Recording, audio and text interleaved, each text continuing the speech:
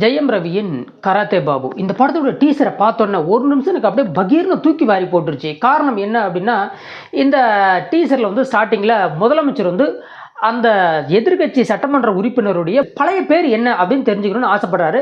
அவரை எந்திரிச்சு 17 வருஷத்துக்கு முன்னாடி என்னோட பேர் என்னவா இருந்தது அப்படின்னு சொன்ன உடனே அது வரைக்கும் அளப்பறையாக இருந்த சட்டமன்றம் திடீர்னு யாரும் இல்லாமல் அமைதியாயிருது.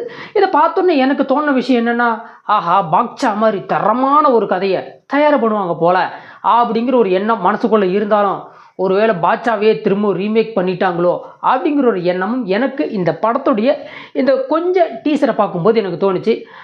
அரசியல் காமெடி கலாயி அரசியல் தத்துவங்களுக்கெல்லாம் இந்த படத்தில் பஞ்சம் இருக்காது அப்படிங்கிறது வந்து நாசர் அவர்கள் பேசும்போது நமக்கு நல்லாவே தெரியுது. சரி, ஒட்டுமொத்த அரசியல்வாதிகளும் வச்சு செஞ்சுருக்கிறாங்க அப்படிங்கிறது. என்னை பொறுத்த வரைக்கும் இந்த படம் ஒரு புதுவிதமான கதையாக இருந்தால் பொறுப்போம், பாட்சாவே ரீமேக் பண்ணி எடுத்திருந்தால் வறுப்போம்.